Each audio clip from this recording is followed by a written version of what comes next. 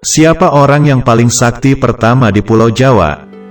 Ada sebuah cerita kuno yang menyebutkan Aji Saka di masa lalu masuk ke tanah Jawa, dan menaklukkan banyak kekuatan gaib di Pulau Jawa, dan hanya alas Purwo yang tidak sanggup dikuasainya. Berikut kisah tentang Aji Saka.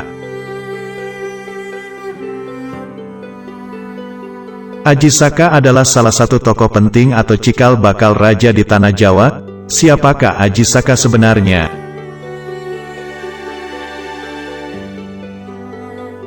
Aji Saka adalah dulunya seorang raja pertama penguasa Pulau Jawa yang bermukim di daerah Jawa Tengah. Pada masa itu ada sebuah kisah kuno yang menyebutkan ada daerah yang disebut adalah Sangwerdita Sangkala. Aji Saka, menurut beberapa sumber dikatakan berasal dari India, dan datang ke tanah Jawa atau Pulau Jawa. Pusaka sakti yang dimilikinya adalah sebuah selendang yang selalu diikat di kepalanya. Meski kelihatan selendang, tetapi kalau dibentangkan, bisa sepanjang Pulau Jawa, dan di sepanjang selendang itulah Aji Saka dapat berkuasa. Aji Saka mendapatkan wahyu Suryaloka atau wahyu untuk membentuk suatu negara atau kerajaan dan anak keturunannya akan menjadi raja sebagai penerusnya. Wahyu Suryaloka diberikan karena semasa Aji Saka negara atau kerajaan yang dipimpin akan mengalami bencana yang dapat meruntuhkan kerajaan tersebut. Kemudian Aji Saka bertapa dan mendapatkan petunjuk agar masuk ke dalam alas Purwo. Singkat cerita, Aji Saka mengirim pasukan ke alas Purwo sebanyak 3 kali, tetapi semua pasukan tersebut mati, hingga akhirnya Aji Saka berangkat sendiri memimpin pasukan kerajaan masuk ke alas Purwo. Sesampainya di alas Purwo, tepatnya di bibir pantai, semua pasukan Aji Saka menghilang, tinggal Aji Saka sendiri yang masih hidup. Kemudian Aji Saka masuk ke dalam alas Purwo dan bertemu dengan Suryadharma atau lebih dikenal dengan Batara Wisnu yang sedang menjelma menjadi manusia. Oleh Batara Wisnu, Aji Saka disarankan untuk tidak masuk ke alas Purwo, disarankan sebelum masuk alas Purwo disuruh masuk ke alas Ketonggo. Tetapi karena Aji Saka sudah terkena pengaruh oleh aura hitam yang keluar dari pintu dimensi gaib tersebut, maka Aji Saka tidak mau menuruti saran dari Batara Wisnu dan tetap masuk ke alas Purwo.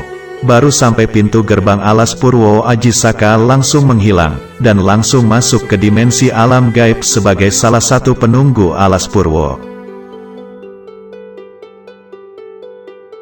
Sosok makhluk yang bernama Kala. Kala adalah salah satu penguasa makhluk gaib yang mempunyai tugas sebagai penyebar sengkala. Kala mempunyai kerajaan yang bernama Purwakala. Jadi siapapun orang atau bahkan dewa pun tidak akan bisa tembus masuk ke Purwakala. Mengapa bisa begitu? Karena di kerajaan Purwakala terdapat 2 senjata suci sebagai segel kerajaan tersebut. Adapun senjata pusaka tersebut adalah 1. Senjata tombak suci Sang Talaka.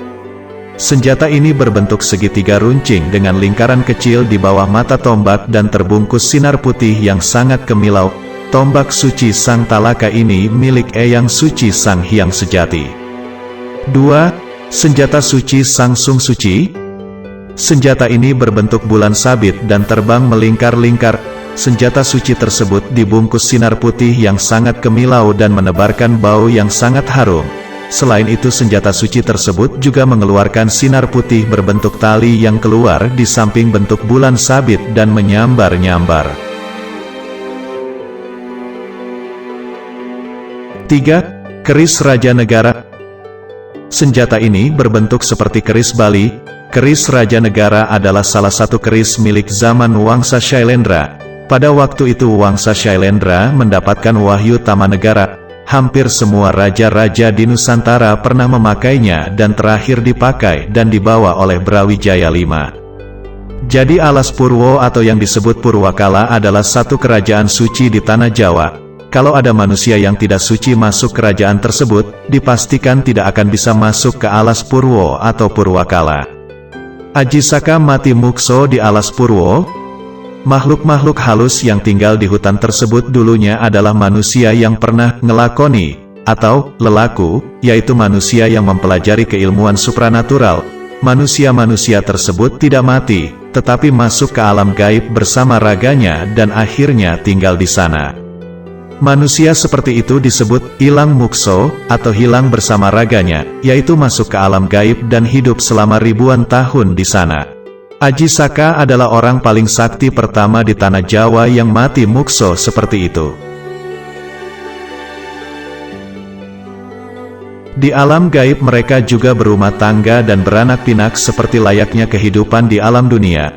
Bahkan, mereka terkadang sesekali masuk ke alam dunia untuk menemui seseorang, namun ia hanya bisa dilihat oleh orang yang ditemuinya saja, sementara orang lain tidak bisa melihatnya.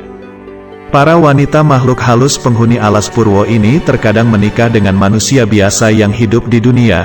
Biasanya yang menikahinya adalah pria yang suka bertapa. Setelah menikah, pria ini bisa keluar masuk ke alam gaib di alas Purwo dan membina rumah tangga di sana. Jika pasangan tersebut melahirkan bayi, maka anaknya akan berwujud makhluk halus dan tinggal di alam gaib alas Purwo. Akan tetapi, mereka semua adalah manusia dan bukannya jin atau setan, hanya saja mereka adalah manusia yang hidup di alam gaib dan umurnya bisa mencapai ribuan tahun.